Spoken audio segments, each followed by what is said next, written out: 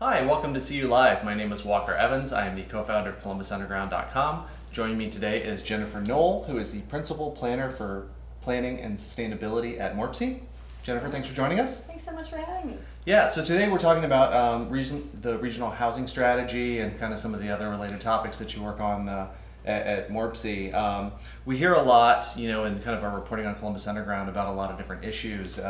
From the the red hot real estate market in Central Ohio and all over the country to all these apartment buildings being built and they just can't build them fast enough to fill all of these units. What do you see as being some of the biggest trends and factors right now, kind of driving some of these things as a whole? Yeah, well, certainly here in Central Ohio, but elsewhere too. One of the main drivers is simply population growth, right? Mm-hmm. This is a place where people want to be. Yeah. And so we're seeing a lot more people coming to the region. So it really becomes a simple supply and demand equation. We have more people demanding, we all need a place to live, so demanding housing.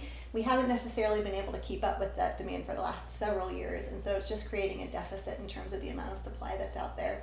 Obviously, that creates ripple effects in the market too. So we're seeing, really pretty sky high home sales prices right now. Great Right. if you're a seller, difficult if you're a buyer, and that translates into rent rates too. We're seeing pretty high rent rates as a result, again, of that competition for what's available. Yeah, not only the prices are going up, but just the speed at which home sells are really fast. Yeah, they're staying on the market, I think, depending on the price point, certainly less than 30 days, and oftentimes that entry-level first-time home buyer home, just a couple of days, and really competitive rates. Yeah.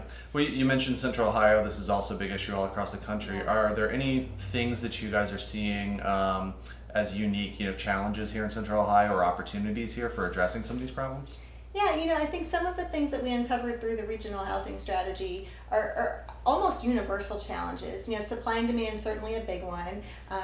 Discrimination in the housing market, that's a challenge we face here in Central Ohio, so do so many other regions.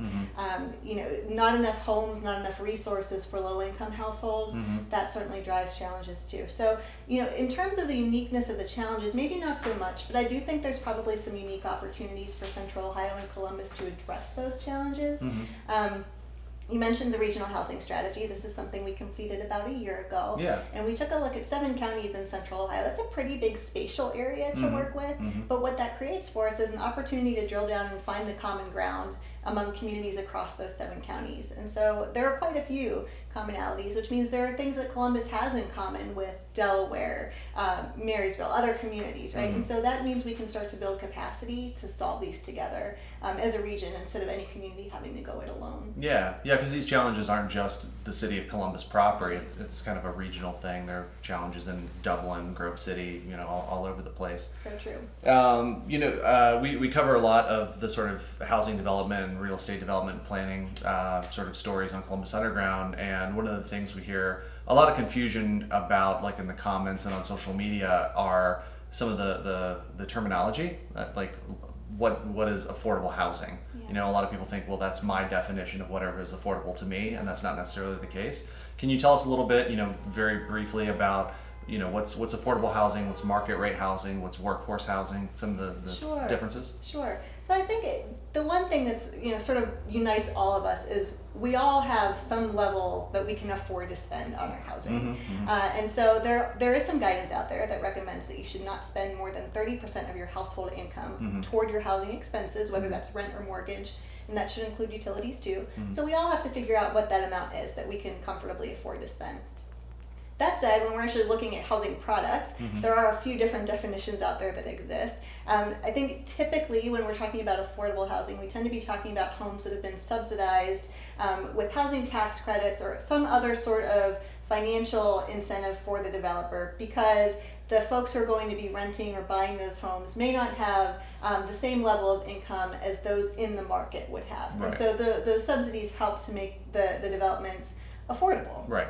On the other hand, if you ever spend any time browsing the Zillow sales prices or Realtor.com, those are market rate homes. Those are homes that are for sale in the market, and the market will dictate what folks can get for the sale of that price. Right. You mentioned workforce housing. That's kind of that gray area in between. Newer term that's been thrown around a lot the last like 5 or 6 years. Yeah, and it's a real need in Central Ohio. We have a lot of logistics and distribution jobs, not to mention healthcare, teaching, essential personnel. These are all folks that likely would qualify for workforce housing. And while the definitions can vary, I think typically we tend to see that as anywhere from 80% to 120% of what's called the area median income. And so you can find those numbers online, but basically what we're saying is if you earn around the average, the median for what folks here in the region earn, you may be looking for a certain product that we just don't have a lot of in the market right now. Right.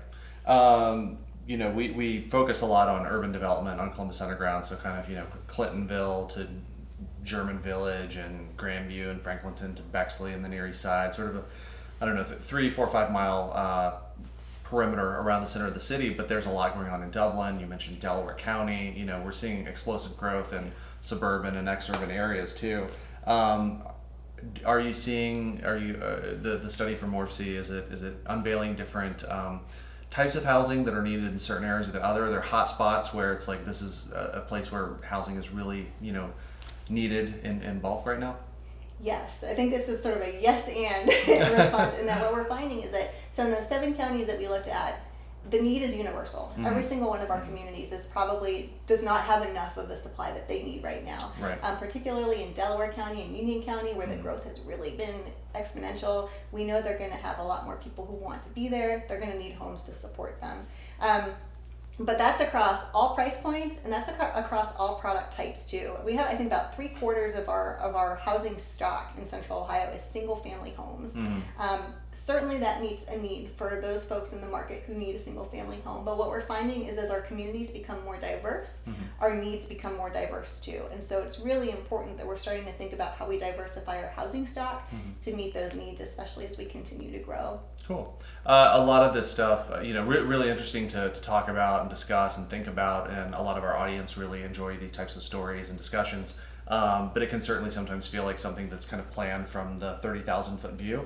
Are there ways that individuals can either get involved to be advocates or be a part of the discussion and feel like they can have an impact on these kinds of things? It's always such a thoughtful question. Yeah. Thank you for asking. Yes, there are. I think it's easy to feel overwhelmed. We're talking about fairly complicated issues, solvable, but it's like, where do I get involved? So Right. the first thing I encourage folks when they ask me that is just to think about what really inspires you, what motivates you, and kind of that's where you can find areas to get involved.